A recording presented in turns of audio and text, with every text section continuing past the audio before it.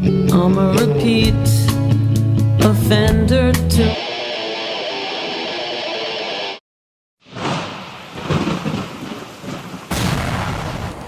Hey, this is ReWandWho presents CaRoLeen on the Scene. I'm Caroline Stewart, and we are live in Mean, Queens, and I am here with the man, the myth, the legend, the bastard child of New York City, KoRe RoZZiK. How's it going? It's going amazing. All right, so to promote yourself or to get yourself out of the city and people don't know who the hell you are, who is KoRe RoZZiK?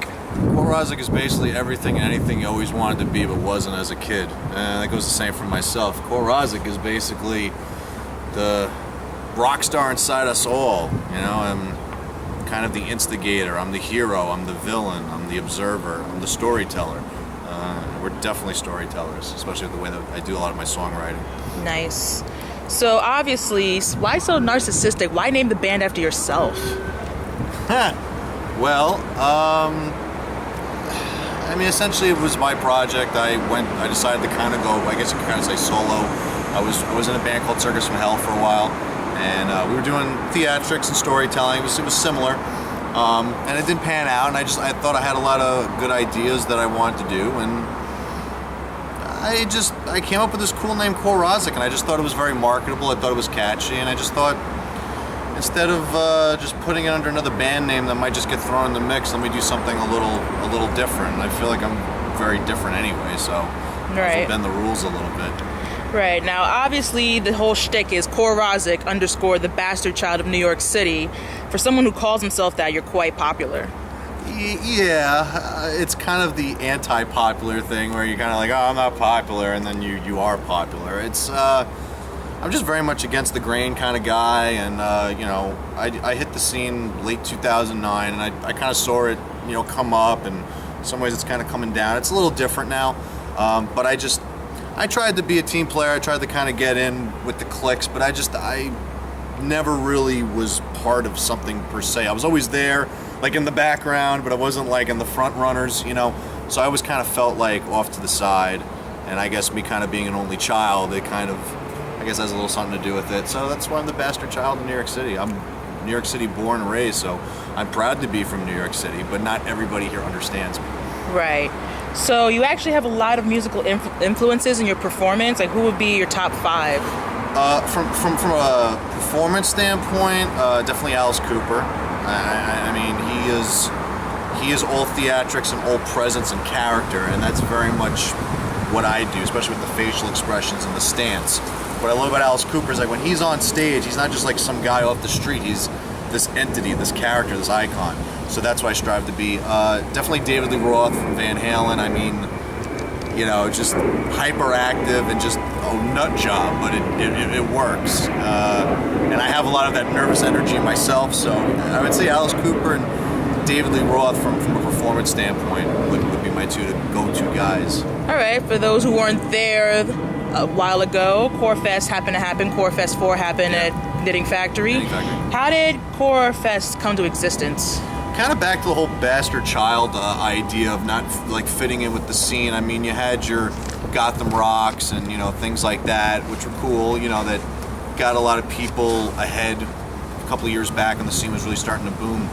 And I just never really latched onto that. I'm cool with the people that run those things, but I just was never too big on the cliques, and I just said, you know what, I have my own personal taste in music. There's a lot of bands that I think are very talented that I personally like.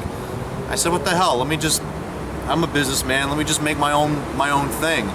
And originally the name KoRe Fest was, like I told some people, it was kind of like a joke. We really couldn't come up with something better to name it. I was like, oh, we're gonna call it KoRe Fest, and then that just stuck. So, you know, people can think I'm full of myself or whatever. I mean, you know, it was kind of a joke on Ozfest, but I mean, it is what it is, and it's what it is today. Nice. Now, is there a KoRe Fest 5 in the works, or you're still working with KoRe RoZZiK, the band? I don't know if we're going to call it KoRe Fest 5 yet, but we definitely have ideas to do another KoRe Fest Hollow Scream, which is now our Halloween-themed KoRe Fest. We did it last year, about a week or so before actual Halloween at Blackthorn. We may do it there again, or we may go somewhere else. I don't know yet, but all right, we'll keep you posted on that one, ladies and gentlemen. What was your revelation to metal and hard rock, or what was like the rude awakening? Like, what made you want to listen to this genre even more? Well, you know, when I was a kid, I got into music pretty early. I don't know how old most people get into music. I became a fanatic, I would say probably in the 4th grade. Bare bone stuff of the times. I got into Queen and AC/DC and L7 and Nirvana and Pearl Jam and Beastie Boys and Cypress Hill. But I started borrowing CDs from the library. That was something that my father was very much into, making mixtapes. So pretty much anything that I found in the libraries is like what I got into, and I got my first Megadeth album from the library, and it just really spoke to me, and I was just like, okay, you know. And I've always bounced back between, like, you know, thrash metal and new metal and 80s hair metal, and I think, you know, the hair metal is really where I get that presentation of being bombastic and over the top and, you know, dressing nice and stuff, but I still have that street edge from all the thrash metal that I grew up with. So I would say it was kind of like Megadeth. I think that was the first band I was really passionate about with metal that made me want to really like write metal. So you would say that Megadeth is also your idol or muse? Dave Mustaine, absolutely. Yeah, that's where I get my rhythm technique from. I mean, most people don't see me play on stage, but I do write a lot of the music. And those early days, I bought a Jackson King V, and my hair used to be lighter, and everybody used to say I looked like Dave Mustaine, and I sounded like Dave Mustaine. And I think I've gotten more towards a regular singer frontman kind of thing than a guitar singer guy now. Right. But yeah, Megadeth was one of those bands early on that I definitely was drawn to. All right. Obviously, I've done my research. You do have quite a spreadsheet that you played with members of Dope. You played with Michael Graves from the Misfits. You've opened up for Fozzy at Gramercy Theater. Have you ever been starstruck by anybody? Well, you know, it's kind of funny because, you know, I think the KoRe RoZZiK name, it's been floating around a little bit, and some people really know what it is, and some people have no idea what it is, but they've seen the skull or something like that. But it's funny. I definitely accomplished a couple of bucket lists in my career. I mean, obviously it's on the shirt, so it's quite iconic. No, I mean, people know the skull. It's like the Rolling Stones' tongue. But I've done a lot of bucket list work. I mean, I'm one of the few unknown guys to actually go on stage and do a song with Steel Panther, which was just like ridiculous. Boba Fett's recently, there's some footage there on the internet. Boba Flex is one of those newer bands that I loved. And usually when there's like a band that I really like, I do my best to try to open up for them if it's feasible. And I've opened up with Boba Flex 3 times, and they really cool, down-to-earth guys, you know, hanging after the show, talking music business, because they've been through the ups and downs, and they befriended me, and it's been a dream of mine to go on stage and do a song with them, and I got to do the song, then Pretty Little Things was one of my favorite songs of theirs, and got to go up and do a song with them, and it was really fucking cool. All right, now obviously Friday, July 11th, you are playing with Flames of Fury at the Mercury Lounge. Yeah. Would you mind pitching that a little bit? Yeah. This Friday, July 11th at the Mercury Lounge, it's yours truly, KoRe RoZZiK, with Flames of Fury, Power Theory, and Sweet Magma. So we've played with Flames of Fury quite a few times. One of my original guitar players, because I've had like a million of them, ended up joining Flames of Fury at one point, and they were on my first ever Give Thanks or Die, which was a Thanksgiving themed show at the time. Ace of Clubs, not around anymore. And they did my birthday show at Blackthorn. We've done a Christmas show with them at Blackthorn. Great guys, you know, power metal stuff, real good stuff. Nice. We definitely support each other, and they were really cool. They said, you know, we're looking for a good band to do this, and being that I'm such the bastard child, you know, we don't play in New York City that much anymore. So to do a Friday night at the Mercury Lounge, is where we did KoRe Fest 3, it's a cool, like, kind of return homecoming. So we're hoping people come out and support us on this one. Right, now speaking of support, now what would be the true definition of a KoRe Loco? Because obviously you mentioned that in your promotional videos, like what's up KoRe Locos, KoRe RoZZiK. Like, you know, I mean, that stuff stems from like my love for like wrestling, like, hey, what's up Hulkamaniacs, you know, it's like KoRe Locos, you know, all that kind of stuff. So there's no like application to apply to be a KoRe Loco? No, there is no application, but I would say there's definitely some people that I would say qualify as a KoRe Locos. I have some people from New Jersey who, you know, we don't play New Jersey that much. I'm hoping to get some all ages shows in New Jersey soon. I'm trying to network that angle now. But I mean, I have people from Jersey that come to my shows like every time we play out. They come all the way from Jersey. I've had some fans from Connecticut. You know, money's a little tight right now, and I understand that with the travel. But I've had people from Connecticut come all the way down here to see me. And we're trying to come back up to Connecticut this fall now. That's one of our goals, to start working that market. So that would be a real core loco. Someone who's actually travels like out of state to come see me play. You know, I even had like Jersey fans. One time it was a rainy night. There was a Michael Graves show. They actually picked me up from my house to bring me to the venue because my guitar player was running late. I mean, like that's, you know. Yeah, that's dedication. Yeah, you know, they take me out for lunch or dinner afterwards or whatever. You know, like that's really cool.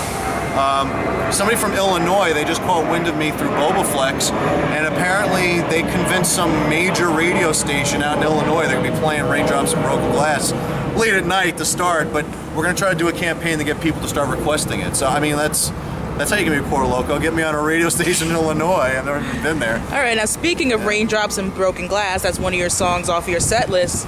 People are asking about it. When is the KoRe RoZZiK album going to come out? Okay. Or EP, LP, whatever. Right. It's all about timing in this business.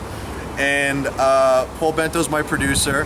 And Paul Bento has worked with Peter Steele back in the day. He was in Carnivore. He's actually in Wrench now. And it looks like there's some really good things happening with Wrench soon. I can't say anything, but you guys will find out soon.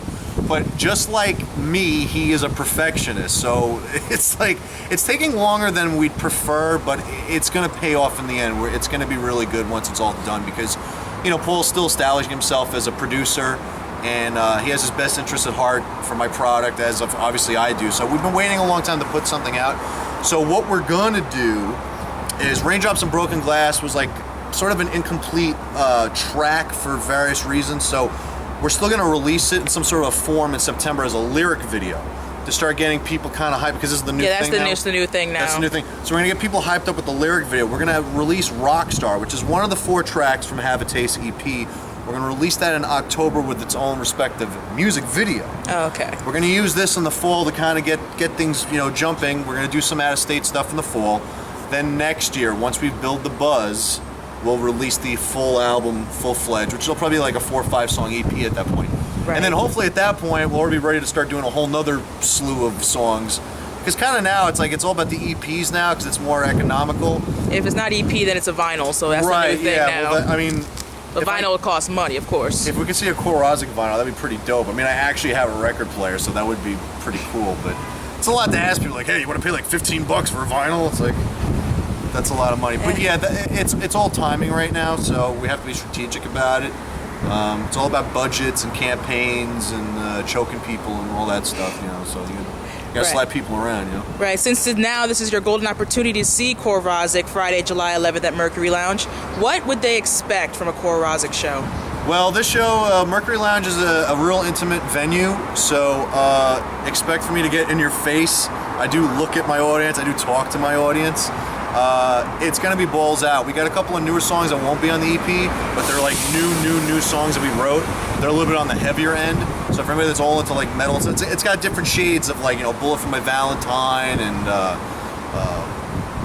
I think the Hot Topic kids will be about it. There's some, dare I say, almost breakdowns and the stuff.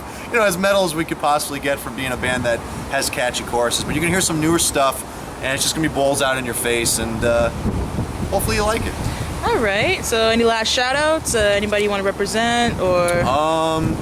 I just want to say thanks to some of my new fans, especially one of my new friends, Crystal Brown in Illinois, for helping me get Raindrops and Broken Glass on the station there in Illinois. That's dope.